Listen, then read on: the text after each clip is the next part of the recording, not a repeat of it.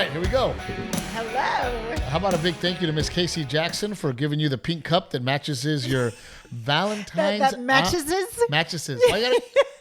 I'm trying to compliment your outfit. Tell you how beautiful you are. No, because you were picking on me before the camera started rolling. She's already shitting on me with her little pink pants. Got some pink pants. Just par for the course. Excuse me, do you have some pink pants? It's Valentine's week. I'd like to look extra cute for Valentine's Day. Do you have some pink pants I could wear? What about me is that voice? I don't know. It's just a funny voice. I don't know what it is, Rick. I have been very enthused when it comes to the podcast. Yeah? Haven't you or no? Yeah, you know what? Actually, I shared on my stories last night. It's gone now, but someone had gone and they were liking an old clip that I had shared of the podcast from like season 1 when I was pregnant. I saw that and people are like into it. It was just so crazy that like someone went back and commented on a clip from season 1 all the way back then. It was cool. We also, speaking of season 1, we also have our original sponsor, Miss Dora, here hanging out. That's right. Watching Dora and her eyelashes were the original podcast sponsor. She is here with us and she's going to, if you hear her laugh, that's okay. Mom, you can laugh. They already know you're here. So you can laugh or you can say something or just whatever. Don't knock over a camera. Oh, you should have seen she tried to move the chair and was knocking over lights and all kinds of shit. And Mom is dressed like she's from the 80s and she's about to Jane Fonda it with her leggings socks. And the leg warmers. Yeah. The leg warmers are back. Are they? Well, now they're wearing like the chunky sneakers that were popular back in the 80s, like the dad sneakers, I think you call them. And then the scrunchy socks that kind of go you like want to up hear to my the prediction? calf. What is your prediction, Steve Trevino? I think huge hair is going to come back. Well, I'm good. I think huge 80s hair is coming back. Yeah? That's my prediction. In the next few years, I think the trend is going to be huge 80s hair. I wonder if it's going to be the blue and purple eyeshadow. Oh, maybe. Well, obviously we got to talk about the Super Bowl. Boring, snooze fest. Not Nothing very. changes for me because the only thing I watch is the halftime show anyway. But so it was dude, Rick, same as every other year. We had a bunch of people over in the back patio, and my fucking TV kept never had an issue out there watching TV. All of a sudden, we're watching the Super Bowl with a bunch of people there. Talk about embarrassing, and it kept buffering. And I'm like, oh my God. And you said we were going to update everyone on the Starlink to Spectrum. It's not looking good. In the house, we haven't had an issue. Yeah, that's true. It's been absolutely freaking amazing. Yeah. Whatever's happening between like the laser beam that we send out there, I don't know. It was embarrassing. But people, for a second, I thought people were going to start clearing out because it was buffering a little too long right from the beginning of the game. Oh, dude. People were like, we can get back to our house. Dude, and people were watching it on their phones at my house. And I have a damn 90-inch TV, and everybody's like, "Oh, are y'all watching?" It was embarrassing. I got to tell you though, we did the number thing, where you fill out the squares, Rick. At my own house, I won 3 of the 4 quarters. I don't think it's supposed to work that way. I think next year you can't buy. I'm like, you can't buy in. Did you buy any squares, Rick? I didn't. What was your first square? What was the number? Oh gosh, I want to say it was 003 was the first quarter. Wow. And then I won the second quarter because I had 09. And then Chad Stutzman won the third quarter. And then I won the fourth quarter. Isn't that crazy? How much was, because we had quite a few people here, how much was each quarter if you won? So we did the right way, wrong way, which meant that if you hit it the right way, you made $150. Uh-huh. So the first one, I won $150. Zach hit it the wrong way. He got the $100. Oh, okay. The second quarter, are you ready for this, Rick? I had it wrong way and right way. No way. Yes, I won all of it. And then third quarter, I take it back. Second quarter, I won. No, was it third quarter? One of them. He won so many different ways, he can't keep track. One of them, Mike Freelo won the wrong way. Uh-huh. And I think that was in the fourth quarter for the end of the game. Yeah. And then I won it both ways. And then third quarter, Stutzman won it both ways. But at my own house, I hit all the numbers. Isn't that crazy? That's insane. You should go to Vegas, buddy. Hey, they delivered the golf cart I won. Gambling man, Steve Trevino. I'm a winner. You put good in the world, and when you put good in the world, you win. Hey, Bo Mashinsky's over there with Free-Lo. You're really lucky. I'm very You're lucky. just really lucky. But I truly believe that the more you give, the more you get. Yeah. You do practice that, yes. I practice that all the time, and I do. And I also think that if you, like, I buy these raffle tickets and then I don't think about it.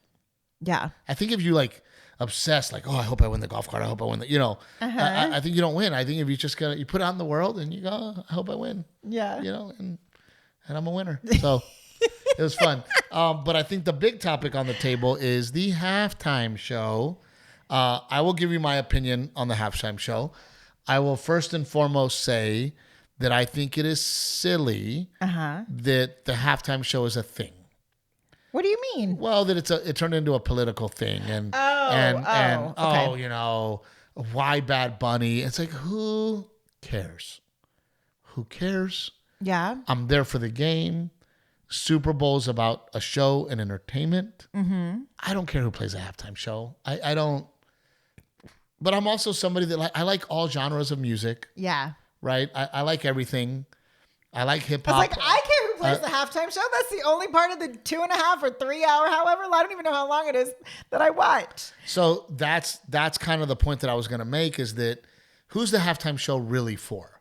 Yeah. Right? The people who could care less about football, About the game. but are still there at the Super Bowl party. You want to be entertained. You want to see something cool, right? Yeah.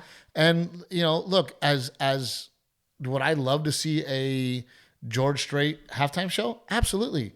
But is that exciting? Is that fun? Does that bring in the crowd, the young kids? Does that bring in the women? I don't think Super Bowl halftime show is the venue for George Strait. Look, I think he's amazing. Yeah. And if you listen to the podcast, you know that's my guy, Yeah. And to be honest with you, I absolutely loved the halftime show. I loved it. I thought the energy was great.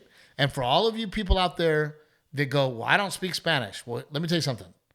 My mother, first language, Spanish. I speak Spanish. I didn't understand a fucking word he said. Well, part of that was because it was buffering. Oh, how dare you. We only got How dare you. How dare you, you evil woman. Which, by the way, it did not buffer during the halftime show Yes, it at did. all. No, not once. Yes, it did. I actually thought that the halftime show was fun. I thought it was good energy. Yeah. I didn't think it was a political slap in the face to anybody. Nor did I. I give him kudos for handling all the drama the way he did. But I even thought that the storytelling was really special and different, which has never been done. And the fact that they were able to tell a story in a halftime show, that I felt like I was following this party and this energy, and they took us through the sugarcane fields and to the barrios and to the bodegas, and That's what I thought was really cool. Rick, I felt like it was orchestrated. The camera, what you're saying, the storytelling and the camera angles were so choreographed, not orchestrated, were so choreographed in a way that I had never noticed in a Super Bowl before. Now, I got very emotional when he handed the little kid the Grammy. Yeah. And then when if you look it up now, the outfit that little boy was wearing, there's a picture of Bad Bunny wearing that exact outfit. No way. He gave himself the Grammy. Oh, his I knew younger that's self. I knew that's what he was doing, but the fact that they even matched the wardrobe is crazy. And two things, right? For a little Latino kid from Gregory, Portland, Texas, to have a big dream like I have, it just hit me hard. Yeah. Because I remember being that kid watching TV, watching my heroes on TV, going, maybe someday it'll be me. Right. Right. So that emotionally hit me. Well, it brought so much relevance to his performance. It was.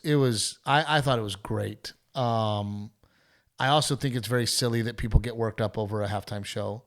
I think it also shows that we live in a very, very great country. Yeah. That if the thing that you're worried about or angry about is the halftime show at the Super Bowl, Right. we have bigger problems. Yeah. You should be outraged in the fact that 1 in every 9 homeless people is a veteran. That's where your outrage should be. You should be outraged that 40 veterans decided to take their own life today. Yeah. That's where your outrage should be. You concerning yourself over a freaking Super Bowl halftime show is silly and ridiculous. And the other thing I will say is it's fake outrage. I don't think many people were that outraged about it. I don't think it was that big of a deal. And I think media made it into a thing. Because there was a lot of people at my house. Nobody cared that we weren't playing the other one. Well, we wanted to see it, and Renae pulled it up because we wanted to see it. So we had like a little side TV that we put it on because we thought it'd be interesting to see what it is. Yeah, I wanted to see them. I wanted to see them both. I wanted to be able to speak on them both. Nobody at my house was like, turn this Bad Bunny shit off, America. Like nobody. Yeah. Nobody. So I think it's fake outrage.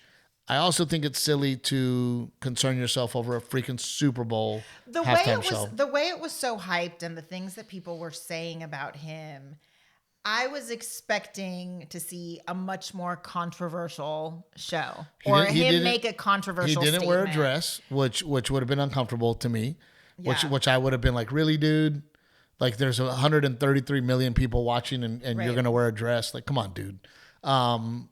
He had a number on his jersey, and then he had his last name on the back. Mm-hmm. Was there any symbolism to the number? I don't know. It was his mom's birth year. Is that right, Rick? Oh, I heard something different. That could be. What did you hear? What did you hear? I heard it was the number of reported deaths in Puerto Rico when the power went out, and then the number ballooned up to 2,900. Oh, wow. So 64 was reported by the news. But before putting that out there. Yeah, let me double check that. let's get that. But again, I'm sure knowing now that he's wearing the same clothes he had on as a child, I feel like there's got to be some symbolism behind the 100%. number. And the amount of effort and time that they put into this thing, I thought was wonderful. And I thought it was great. Did you know Jessica Alba was dancing in the, when he's on the roof of the building and there's all the dancers and Jessica Alba was in there dancing? That was also a real wedding. They really got married at the Super Bowl. Oh, no way. Yep. Pedro Pascal was also in there. Cardi B was also there. Jessica Alba. Gaga was a great surprise. I was excited about that. I thought it was great. And I also think that we live in a world where things are so polarized and party politics that people are afraid to go, hey, I like that. Yeah. I'm on this side of the aisle, but man, I enjoyed it. Yeah. And we shouldn't be. And that's silly. And it's ridiculous that we've chosen sides over a fucking halftime show, in my opinion. Yeah. I have to agree. That's ridiculous. 64 represents the year his uncle was born who passed away. I knew it was something like that. Yep. Okay. What did you think, Rick, of the Super Bowl halftime show? Blown away. One is, Gigi's from Puerto Rico, her family's from Puerto Rico, so it's really, really cool to see that. But just on a technical level, so all the grass that was there? There were people. Do you know why? Yeah, do you know why they were people? Because they had to move it. Did you hear this? Yeah, because the NFL wouldn't allow them to have wheels. They were only allowed so many wheels on there, so the production designer was like, well, let's put people in there then. So they built it on. That was so cool. Oh, I thought they were hiding from ice. Oh. Too soon? Wow. Too soon? And Renae, can you imagine directing that? Like the camera work, and that was insane. I was blown away by it. Also knowing that they don't have a ton of rehearsal time. No, they definitely rehearsed a lot. And the one of the street vendors was an actual street vendor from LA. Yeah. So was the coffee. And so was the coffee. The grandma who gave him the coffee. Yeah. Look, I thought it was great. And I thought the storytelling was awesome. Yeah. Let's not forget that I'm just using Gigi, for example. Gigi is Puerto Rican and a United States of America citizen. Yeah. It's basically the 51st state. So let's not forget that, right? Yeah. And look, what is wrong with the message? Love is stronger than hate. Nothing. Yeah. Great message, right? What is wrong with saying, hey, this is America, and we are all America, and Canada, and he named every state, and he put the United States of America flag up front and first. He did a great job of dealing with all of the bullshit that I think, was thrown his way. I think he handled it really well. I think it's fake outrage. I think if you sat there and you said, okay, how many people truly were upset about it? It's not as many as you think. Yeah. No, it's kind of a shame because I was prepared. I don't know. I just, with all of the press leading up to it, I was prepared for something else. And I think between him and Gaga and Ricky Martin. Yeah, I didn't know that was Martin. Ricky Martin. What? I know, he looks different. What happened to Ricky Martin's face? Babe, I need to go gay because if you're gay, you stay young apparently. Because he how old is Ricky Martin? I didn't even recognize him. I don't know. He's in his, 50s, mid-50s? It wasn't until after people were like, that was Ricky Martin. I'm like, what? How old is Ricky Martin? I know. Same thing here. I was like, 54. 54. But he definitely paints his beard. I don't paint my beard. I thought it was great. I enjoyed it. I mean, even the people at my Super Bowl hangout, because it really wasn't a party, everybody was moving, everybody was dancing, everybody was into it. I enjoyed it, and I hope you did too. And I hope you saw the symbolism in it that meant a lot to me.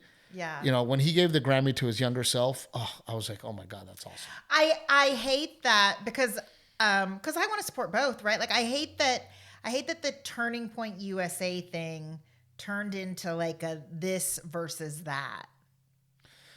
Well, it's let's be honest. What is racism? Segregation. Are we segregating ourselves?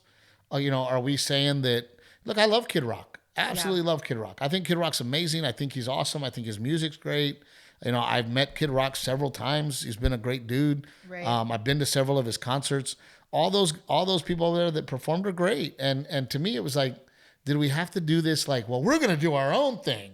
Well, I was really interested in it from Rick, from an analytics point of view too. Like for them, for any organization, whether it was Turning Point or whomever, for any organization to decide, hey, or any entity to decide we're gonna compete against the Super Bowl halftime show. It's not happening. I thought, okay, I was like, and it's sort of an underdog story too. So I wanted to see how the numbers played out. I wanted to see the show. I was very bummed out for my friend Pitbull. For our mutual friend Armando Pitbull. Yeah. I was too. I was very bummed out for him because he should have done it 10 years ago, 5 years ago. For sure. 5 years ago, Pitbull should have had the Super Bowl halftime show. Yeah. And he's very pro-America and very I love this country and very if you don't like it, get out. And it makes me, I can only imagine how Armando felt. Yeah. I can only imagine how Pitbull must have felt going, fuck. Well, because he had the pre-show the year that J-Lo and Shakira did the Super Bowl. I don't remember how many years ago that was now. Yeah. Well, that's another thing. They killed it. That's another thing. You're not going to give Mr. 305 the halftime show in Miami? Yeah. And he would have brought... he's on tracks with J-Lo and Shakira. Yeah. Right. I felt like that year that they gave him the pre-show. After that, I felt like, okay, you gave him the pre-show. Now this guy sure deserves the Super Bowl. I guarantee you it would have been very, very mixed and very America and very... Well, and especially because he's right now in the last couple of years, he's really done like a hip hop country fusion. So I just feel like he's like a no-brainer for a Super Bowl halftime my show. heart goes out to Pitt, and I understand that Bad Bunny has this crazy reach, but so does Pitt. Yeah. Pitt is, as he calls himself, Mr. Worldwide, right? Yeah. And I also get the business side of the Super Bowl. I get the fact that how do we, because Bad Bunny was all over the Grammys this year. Well, like, next this year, is his year, Yeah, 100%. But you do realize that next year, 6 or 9 NFL games are going to be played around the world. I did not know because I don't care about football. I only watch the halftime show. It used to just be Mexico, and it used to just be Europe. Okay. And now I don't know where they're going, but they're doing like 6. NFL games around the world. So I understand NFL saying we want to get a bigger audience. Gotcha. We want to go global. You know, if you're a Latino country, most likely you're into soccer, not football. How do we get you to watch the Super Bowl? How do we get you to engage? Right. It's a business move. It's numbers and cents. Yeah. It sells tickets, right? I mean, from what That makes sense. I didn't know that. what I understand is he did 135 million, which is the record. It is the most viewed halftime show of all time. Really? And you Wow. as a business entity, you don't want to do that? Yeah. Well, advertising dollars. Because you got to think about it like this. You're not going to lose me and Rick. Me and Rick are going to watch the NFL next year No matter what. because we want to watch football, Yeah. right? So you're not going to lose us, but you're going to gain somebody that you might not have had because they tuned in to watch Bad Bunny and go, "Oh, I enjoyed watching the game. This was fun. Yeah. Being a part of football was fun. Let me pick a team." Yeah. Can we just, why do the kids have school Monday after Super Bowl? I think the Monday after Super Bowl I don't know should why be it a doesn't holiday. turn in. No, it should be Super Bowl Saturday. Oh, Nobody. do it on Saturday night? I don't perform on Super Bowl weekend because even Saturday night you're not selling tickets because Yeah. everybody goes, "We're not going out tonight. We're having a Super Bowl party or we're going to a Super Bowl party." Yeah. So why not just move it to Saturday? Yeah. What do you think, Rick? I like it on Sunday. I like the idea of having a national holiday afterwards, but Sunday's football day. I mean, then maybe. Yeah, I was gonna say it's like it's Sunday. But is maybe football. move it to 3:00. Oof. I got things to do on Sunday, buddy. I don't know. I agree with Renae. Like, it's tough to really enjoy the Super Bowl and have drinks and. I mean, the party started at our house with a bunch of families, right? Everyone's here with the kids. We started at like 3:30 in the afternoon anyway, so the kids had daylight to run around and hang out and start putting food out or whatever. But then all the mamas and the kids like clear out and go do bath time. Or after halftime. Yep. You have the crazy little party animals that the kids stay out anyway, cover, here at our house, they're covered in dirt. And, but then it's so hard the next day. I feel for the teachers. I feel for the teachers. They got a bunch of sugar, cracked out, tired kids, Yes. the next day. Let me ask you this, Rick. Gigi's Puerto Rican. You're about as white European as they come. What ethnicity do your kids identify with most? Well, white. They speak Spanish, a little bit of Italian, just because my father-in-law. But definitely, they look white. Though it is interesting when they speak Spanish because no one expects that. Right. That's always cool. Yeah. But they definitely identify with being more white. Yeah, because I play Dave Matthews all the time in the house. But grandparents are right next. That's interesting because grandparents are right next door.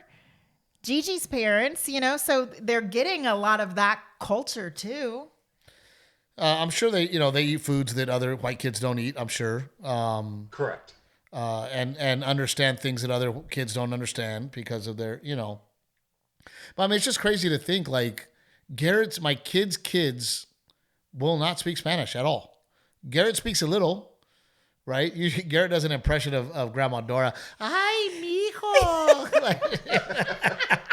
It's the cutest thing ever.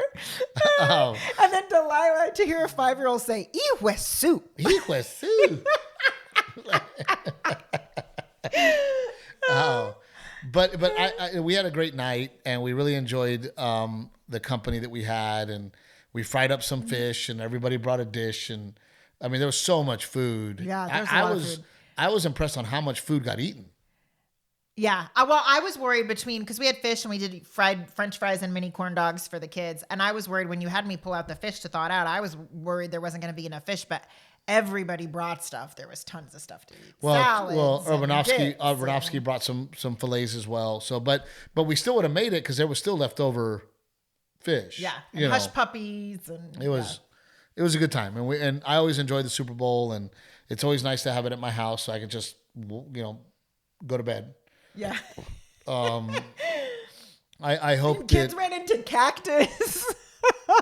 Yeah. At one point, I had Delilah back here at the house to bathe her, and like 5 of the boys come running in, and 2 of them have bumps all over their legs, and they're like, "Miss Trevino, we think we got all the thorns out, but they were all whelped up." How do they run into cactus? Well, they all played hide and go seek in the back, like the very back of our property. Okay. So they're over there playing in the back. They got there. You play with the bull, you're gonna get the horns. Dummies. With the cactus. And then one of the kids, and I'm not gonna say any names, he was like, please. And I'm like, oh well. Hey, they were like bubbling up. Hey, well, that's what you get, dummies. Yeah. You want to play back there? And the last thing I'll say is, can we not make a big deal next year of the Super Bowl halftime show? Whoever it is, it is. We all lived. Everybody lived. Everybody survived.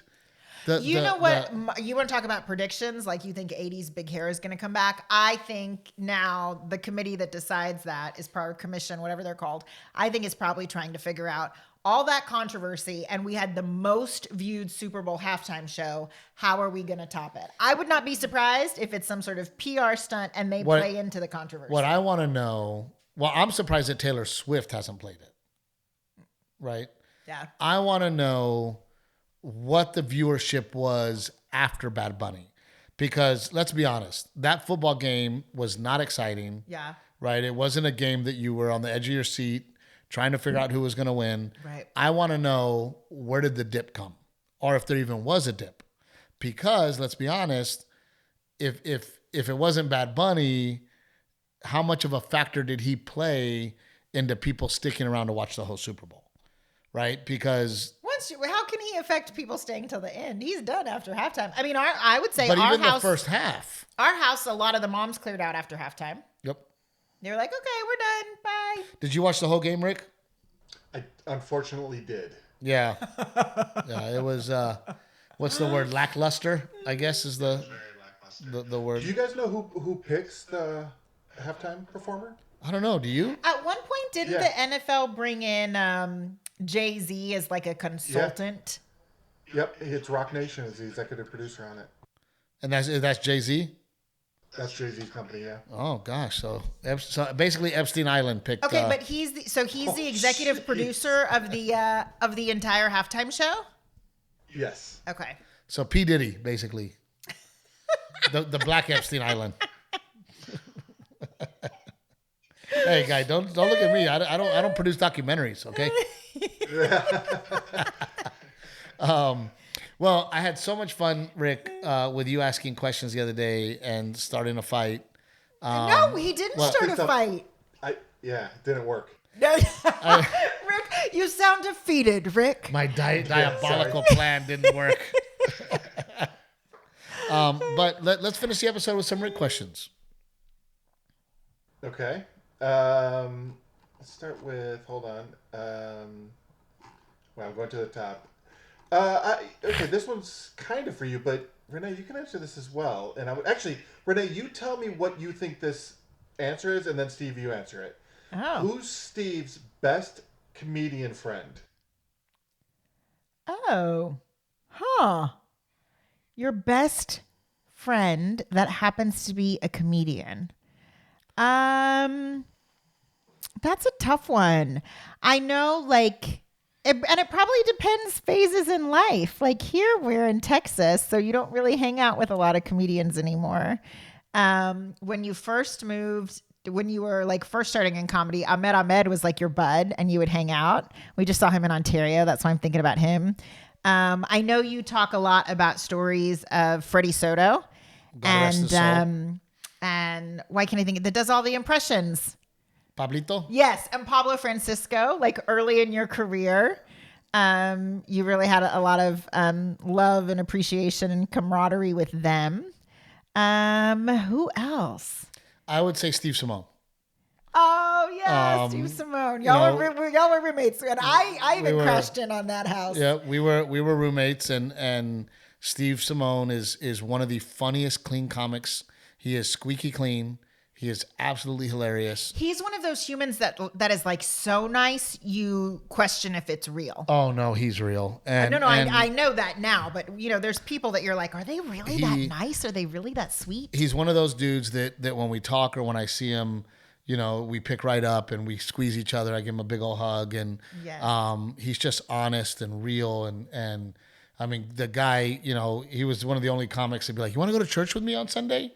We'd go to church together, and I'm telling you, Rick, we need to do a special for that guy because holy shit, is he funny. And he does this kind of nostalgia comedy where he takes you back to the 80s and 90s. Have you ever seen him, Rick? No, I haven't. You would absolutely love him because he's a Philly kid. So dude, you would lose your mind. And he talks about the Andre the Giant and tells a whole story about, Andre the Giant versus Hulk Hogan and playing Nintendo with his brothers. I mean, dude, he is just, that's like a timeless bit.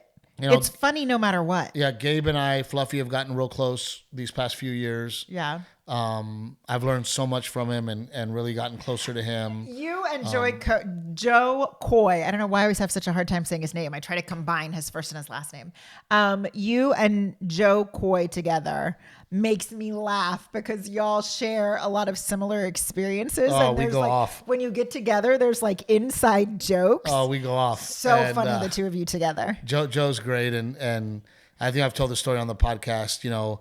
I saw a lot of comedians in LA that, didn't impress me. When I saw Joe for the first time, I was like, holy shit, who's he? And then I followed him, and then we met up in the top of the Laugh Factory because both of us were like, who the fuck are you? And Joe was like, who the fuck are you? Yeah. Like, holy shit. So it was really cool. But good question. Next. Okay. You guys, this is something I've actually really respect about you two. You guys both take compliments well. So when fans come up to you and say, great show, or Renae, when they come up and say, I love you and stuff. You did a great job. Like I got on stage and told jokes. I do hate that, though. That drives me crazy. Like, oh my God, you're so great, Renae. And I'm like, I just did an hour and 15 minutes on stage. She didn't do shit. She was in the back taking a nap. And she gets to come out and be, hey, guys, look what I did. And they're like, you guys are so funny. She's your muse, though, so they're like, you did a great job. But the compliments, is that something you guys had to learn over time how to take and how to deal with? I struggle with compliments. I never feel, I don't know. I don't know. I get very uncomfortable with being somebody that receives, and when people compliment me, they're giving me something. Yeah. What I just find the joy in their joy. Yeah. The fact that they're really happy and that they're complimenting me makes me go, oh, I made them happy. So that's how I deal with it, where I go, oh, I affected them. You realize what a powerful thing comedy is, after your shows. And also I think I learned early on that we're meeting people at like a heightened state. It's not, you're meeting people when it's after a show, you're meeting people and it's not their baseline, right? They're in a comedy club. They've been laughing for an hour and a half and drinking. So they feel good. They're up here. And I was sleeping on the green room couch. So you're meeting people in like a heightened, elevated sense. And so I try to meet them there where they're at. Absent is one of my favorite shows. Did I say it right? Absent is one of my favorite shows in Vegas. I really enjoy going to that show.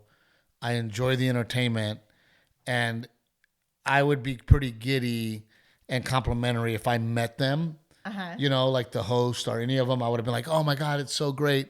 So I also try to think about that, right? Is that I am these people's entertainment.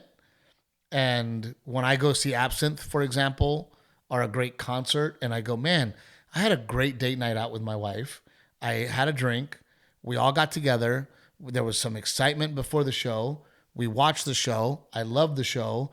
And I always think about from the fan experience, right? From the person sitting there being entertained. So I get oh my God, thank you for that, right? Like we got a babysitter. We got dressed up. This was our night out to see you. We came to see you. We had a great time. We love you. Thank you for what you do for us. You make us laugh at night. We're fans. Such a pleasure to meet you. I just look at it as if I got to meet somebody that, like, we went to go see Lionel Richie. That was such a wonderful concert. If I were to meet Lionel Richie, whether it was Lionel Richie or not, I would have been like, oh my God, thank you. Like, you gave me a wonderful night. Yeah. So I look at it from their perspective, Rick. I also the one that Renae looks at it from, of course, absolutely. No, yes. the one that gets You're me. welcome. You're Shut welcome. your mouth. You're welcome. No, the one that gets Oh, me. you enjoyed me? Of course you did. Stop Of it! course you did. Enough. No, the one that gets. Oh, and you like my outfit? Of course you do. Everything I do is great. But you were such a pain in the butt. but with that being said, I've always told you that there's two different kinds of artists, right? Rick, you ever heard me say that? There are the artists that walk on stage and they think to themselves, all of you that are here are so lucky to see me. I am so talented, and you guys are all so lucky that you got tickets to see me. Then there's artists like me that I walk on stage and I go, I am so lucky that all of you are here. And that's the only two different kinds of artists. And I think the artists that think like me are the more humble and the more appreciative and the more willing to take a compliment versus me completely joking about Renae going, of course, I'm great. That's why you're here. And I think there's just two different schools of entertainers.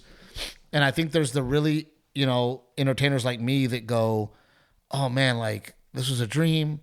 I can't believe I get to do it. I feel so lucky to be here. And then you have the other ones that go, of course I'm here. Of course you came to see me.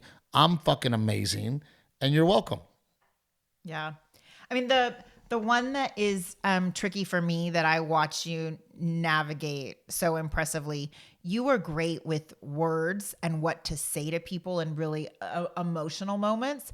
And that's the one that's hard for me, Rick, is that when someone comes up to you and shares something that's like, I lost my son and we used, your videos helped me find laughter and get through every day. Or my husband and I used to watch you all the time together. You were his favorite comedian and I came here to see you tonight. And, when someone is having a very emotional moment with you in a meet and greet and sharing something like that, that's the one that's so hard for me because I feel like there's nothing I could say. Well, what I do is I ignore everything after that. I ignore everybody and everything after that, and I zero in on them. Yeah. And I make them feel like they're the only person there, and that they have my attention, and that I am there for them. Yeah. In that moment. And sometimes it just ends up in a hug because I don't know what to say. Yeah. And I just hug them, but I try to completely engage and go, I don't care that there's 300 people waiting to meet me. It's me and you right now. Yeah. And I just give them that moment. And it's such a like juxtaposition of that, like when they say something like that, it makes you feel, it's very humbling, right? Like what we do here on the podcast, shooting the shit, or what you do on stage, being silly and telling jokes seems so trivial, that how could it possibly be what helps you get over that? But then at the same time makes you realize like what a powerful thing comedy is, that it can be that for somebody. I think entertainment in general, and the sad part is, Rick, that you don't ever get to meet the people that enjoy your art. I get to meet them. Yeah. People that you mean Rick is a producer? Yeah. People that sat there like us and were thoroughly entertained with the P. Diddy documentary and sat there and spent hours watching this thing where me and you were on a date at home talking about it, enjoying it. Yeah. We don't get to then immediately after go, hey man, thank you for that. Yeah. Right. So on behalf of all of us, Rick, thank you for that. Right. Because you don't get to see the effect. Entertainment is so important. And I don't think we could live life without it. And the people that wake up every single day, fight traffic, go to a tough job, then fight traffic on the way home, and they finally get their weekend, and they finally get to go, I'm going to watch that movie, or I'm going to go see that band, or I'm going to go see that comedian. They get to have that release. But in my case, they also get to meet me. When we were able to do meet and greets, it's gotten a lot harder. But, then they get to meet me, and then they get to go, oh my God, I wanted to think. It's like when I met Mike Tyson for the first time, I told Mike Tyson, thank you for all the great memories. And when you and back in the day, somebody would get the fight, and everybody, who's getting the fight? You gonna get the fight? All right, we'll pitch in on pay-per-view. And then we all got together and we all barbecued and we all ate and we all watched the fight together. And I just wanted to thank Mike Tyson for that, right? Like, I have vivid memories as a child going to my Uncle Oscar's garage or my Uncle Johnny's garage, and all the men gathered around a TV in the garage, watching Julio Cesar Chavez fight, or De La Hoya fight. And you go, man, you brought me and my dad and my uncles together. Yeah. Thank you for that memory. And I enjoy that. And I thank you. So that was the first thing I told Mike Tyson was, thank you. Yeah. Thank you for those memories. Thank you for creating those moments, entertaining with me and creating those moments. So what do you think, Rick? Yeah. I like everything you guys are saying there. It's interesting because we used to tour around our films when we were doing film festival circuits, and then people would come up, and that's kind of one of the things why I brought it up, because I didn't know how to say, when people would say we liked it or it was good, I didn't know how to accept that. But I'll say this too, you guys are both really good about taking the pressure off the person talking to you. Do you know what I mean by that? Like, you kind of ask them questions as opposed to just letting them talk at you. Yeah, I try to help them do that too, and I'm not to brag, but I'm very good at picking up people's energy, and when they come over, I can tell that they're either really nervous, or really excited, or really drunk, or they don't know what to say, or they're uncomfortable about shaking my hand, or so I try to break that wall, and I try to make them feel comfortable and that it's okay. We can hug. Yeah. I mean, it was funny because they sent me a message. They go, "Hey, we saw you at Dos Rec for your sick kids basketball game Saturday, and we don't want to bother you because you said you like to sit alone." and I was like, no. I don't mind saying hi to fans. What I'm saying is I don't like sitting there and having fake conversations with other parents that are on the team that I already know. If you see me out in public, please come say hello. Please come give me a hug. Please, let's have a conversation. Yeah. And I'm happy to do so, right? Yeah. With that being said, Rick, the most annoying of the fans is when they try to make me laugh. I got a joke for you. Yeah, are they show up and be like, "Hey, what's up, midget?" And I'm just like, dude, like, they try to roast you. Yeah, they try to, and it's like, dude, just stop trying to be extra, And it's funny because it's usually the dude, and the wife's like, "Oh my God, stop! Can you please?" Like, sorry, we just want to meet you. Like, he's trying to be, he's trying to break the ice, and he's fucking things up. So. What do you think that's all about? Insecurity. I think people are insecure, and the next question I had was going to be weird fan interactions. Take away the stage, because obviously you just had that incident a couple weeks ago. But what are some weird interactions you have? Well, I mean, first and foremost, I do not feel famous. I don't feel famous. Yeah. I don't feel famous. I don't feel special. I don't feel entitled. And I think sometimes people think that I feel those things, right? I think people see a celebrity and go, "Oh, he must feel famous." But let's be honest, you don't ever walk it like where you are now. You're not like, I know we're not talking about Tom Cruise celebrity, but where you are now, you don't feel like sometimes you walk into places or spaces and you can tell people are looking at you? All the time. All the time. So how do you not acknowledge that? We're at the point where my mom gets stared at. Grandma Dora gets stared at because they know that she's my mom, right? And it's uncomfortable. And we've talked about it before where I'm just like, look, man, I'd rather have you just say hello. Yeah. Than just stare at me. Or I forget where we were, and I could hear the dude going, "That's him. That's him." See that right here? And he's got it on the phone. And he's going, "That's him over there. That's Steve Trevino. He's a comedian." And I'm like, dude, I can hear you. Like, that's uncomfortable to me, right? I saw that Matt Damon was talking about being on the set of Saving Private Ryan, and that was his first time to be with Steven Spielberg. And Tom Hanks told him, treat him like a person. treat him like a person. Yeah. And he will treat you like a person. Right. And I think that is the best advice. It's like, just treat me like a person. Yeah. Right. Come say hello. Come shake my hand. Come tell me, hey man, I think you're great, dude. You know, and that's you make me comfortable when you treat me like a person. Yeah. You know, because I don't feel famous and I don't feel special and I don't feel like, Steve Trevino has entered the room. Yeah. I don't feel that. And it is weird when someone comes up to you in a restroom, though. Oh yeah, Like sometimes. no matter, like, it doesn't matter how sweet they are, how the person. Because I've had conversations in the restroom and they were very sweet, but it's still a little weird in the restroom. You're like, I just got off the toilet and wiped my vagina. Like, that's a little weird. I always find it like, my whole thing is like, oh man, I just picked my nose. Somebody's probably watching me do that.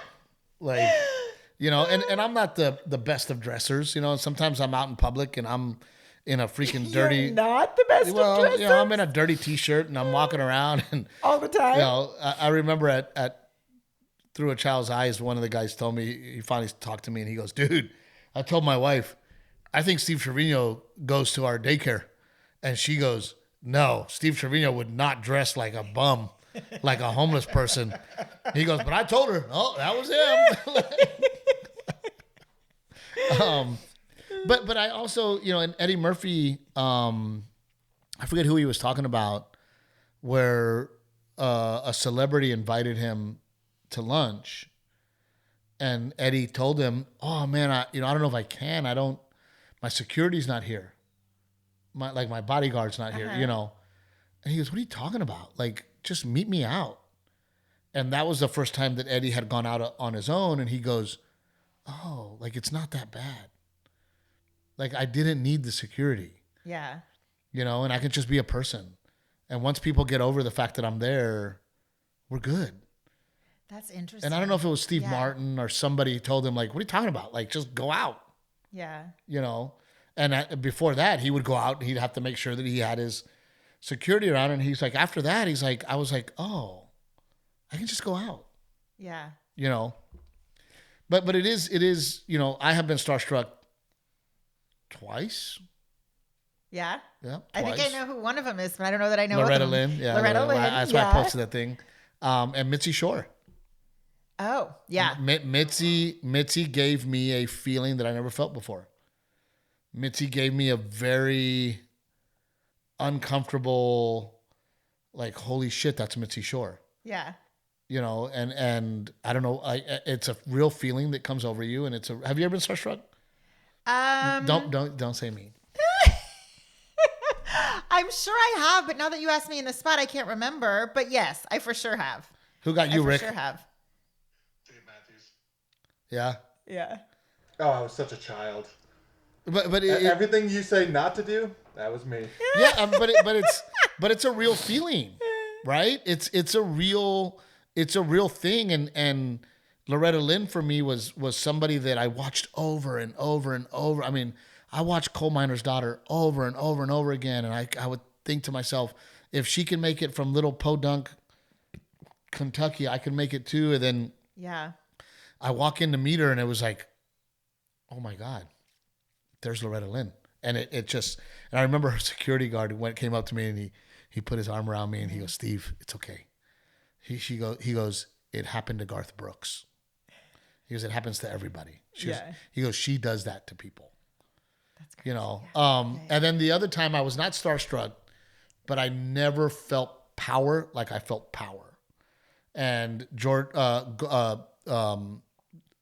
W. Bush, yes, when he was president, was staying at my hotel. And I'm sitting there in the lobby waiting for them to pick me up for radio. And in walks George W. Bush, and the feeling of power. I'm surprised they didn't clear you out for him to go. They had a wall of humans around him, and the room changed. People talk about that. The room changed. The aura changed. The feeling changed. Everybody fucking stopped. Everybody had this feeling of like. Was this when he was president? When he was president. Yeah. Have you ever had that feeling, Rick? Oh, yeah. Yeah. With who? Obama. Obama? Oh, Yeah. Yeah. It's a feeling of like, holy shit. Yeah. There's this man is very important. Like, I mean, the air changes, right, Rick? Oh, it's hard to explain. I've never experienced that. And I mean, you were much closer to Obama than I was. I was just a blip in a moment of him walking through the fucking lobby. Yeah. And it was like, oh, wow, this is different. Yeah. I wasn't starstruck. I wasn't like, oh my God, that's George W. It was this is different. Whatever's happening right now is different. Yeah. Like, holy shit. You know, I don't know. But I've been around Tom Cruise. I've been around Anthony Kiedis from the Chili Peppers, Eddie Van Halen. I mean, none of those guys made me go, oh, fuck. Yeah. It was more like, oh, fuck, man, that's Eddie Van Halen. How cool is that?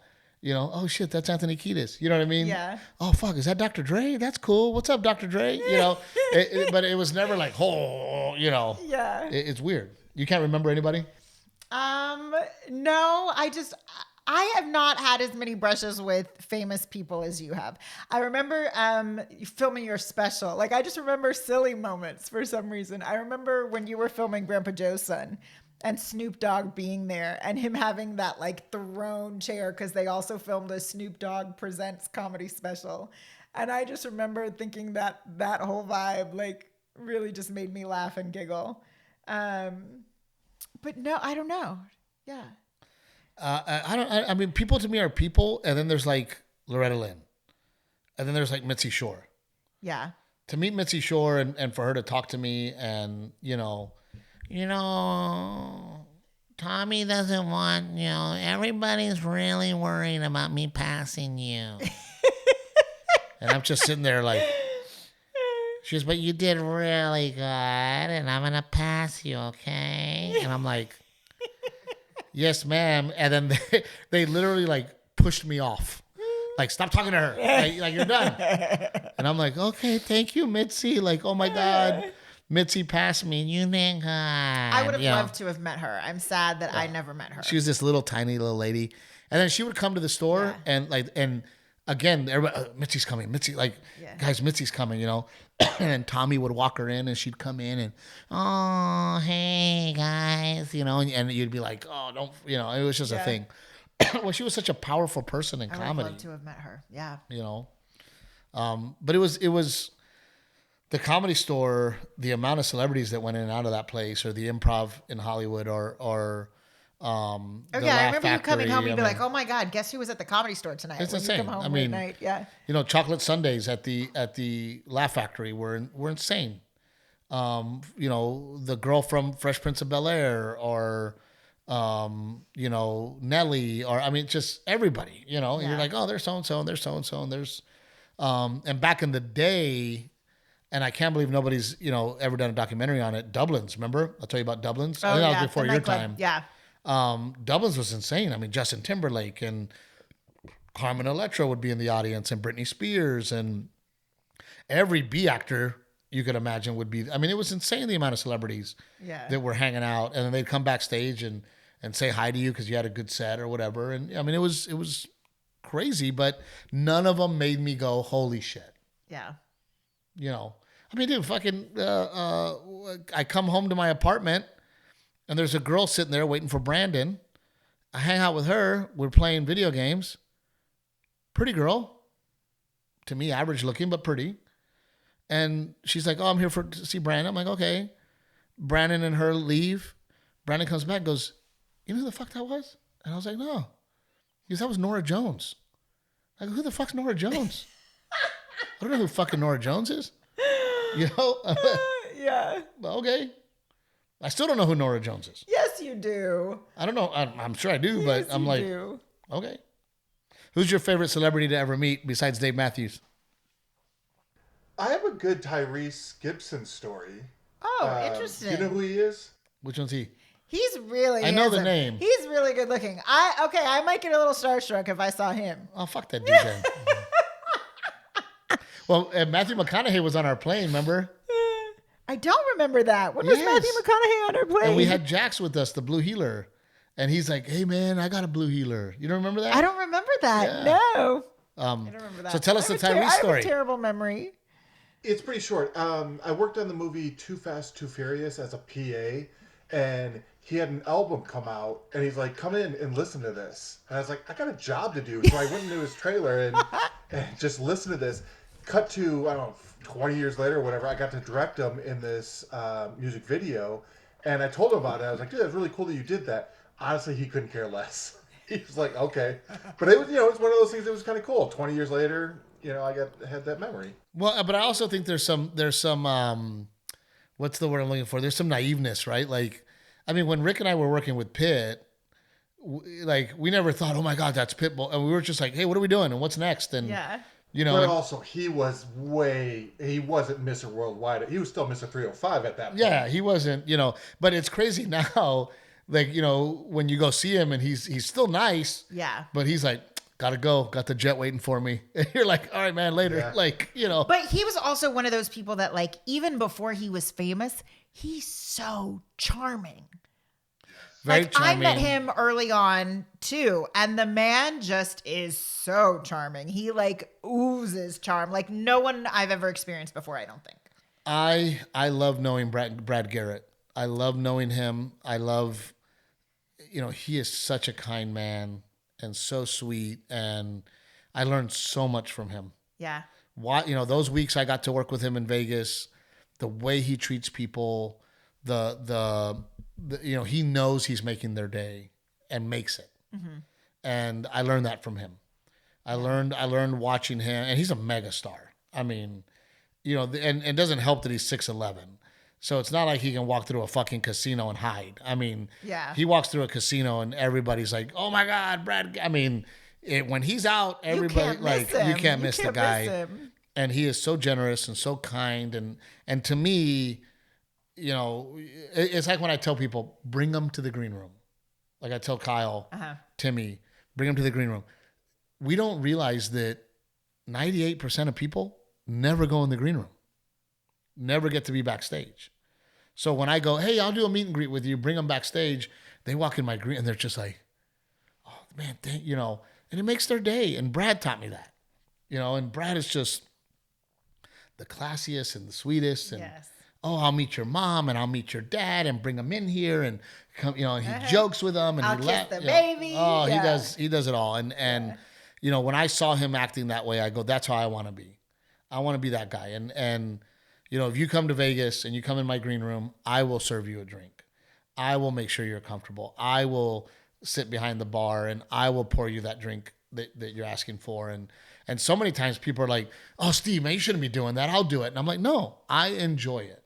Because people will go, oh my God, I went backstage. Steve made me a drink. He was back there bartending. Mm-hmm. He was very nice and made me feel comfortable. And I know that means the world because Brad made me feel comfortable. And Brad makes me feel, I mean, there's comedians that I'm friends with that if they're performing in a town I'm in, I'm like, I don't want to bother them and I don't want to barge into their green room and I don't want to make it a thing. I know for a fact that if Brad's in the same town I am, I better go visit. Because Brad will be like, wow, Trevino, you're not going to come say hi? He just makes you feel that comfortable. Yeah. And who has made you feel the most comfortable, Rick? Besides me, let's not put me in there. Well, I mean, I became friendly with some of these people. So, like Ludacris, Oh, that's Ludacris. Yeah, he's one of those. He's like Pitt, very charming, very cool, down to earth. It's cool. 50 Cent, he's another one. Oh, I would like to. You gotta introduce me to 50. He does seem charming too. You know what was cool about him? I told him my youngest son Blake was a big fan, or is a big fan, and he's just sent an signed album. So that was cool. I mean, he didn't sign it; his assistant did. But you know what? It's an auto pen. It's that effort. It's that little effort. Exactly. Someone got my address.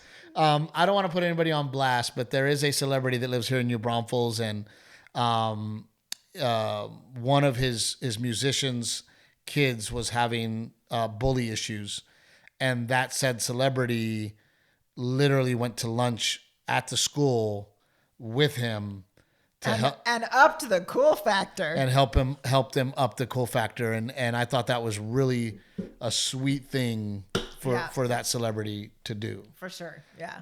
But it's also one of the reasons why I pictured George Strait that way. George just seems like a very generous man and kind and down to earth. And that's why I love him.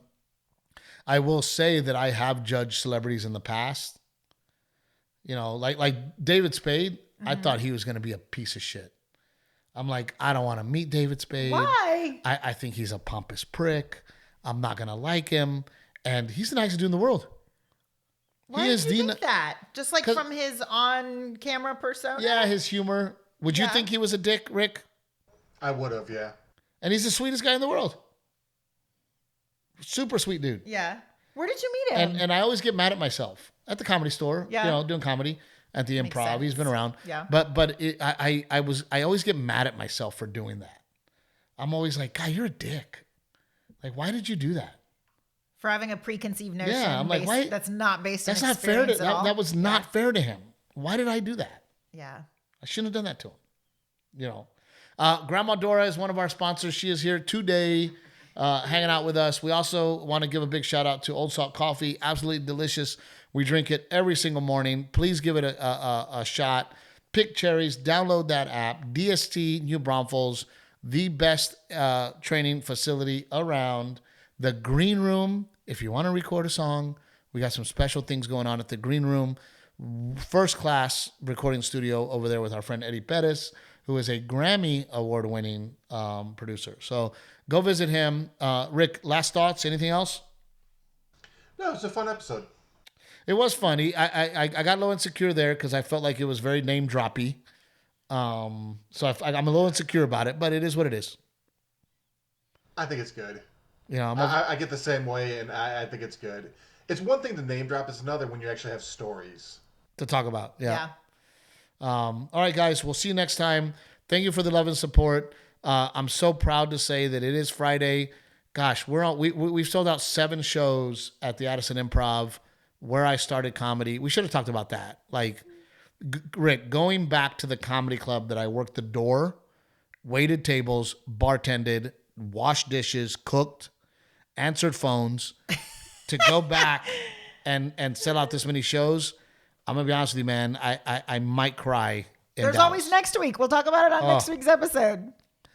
And you know what the crazy part is? Huh? And he's no longer there, but the GM, I told him, I begged him. I said, please put my name on the marquee as an opening act. And he was like, Steve, I'm not putting your name on the marquee. You're the door guy. And I go, dude, if you put my name on the marquee, I will come and headline for the same price as what you pay me as an opening act. And he goes, I'm not putting you on the marquee. You fucked up. I got to go. Thank you guys. Later.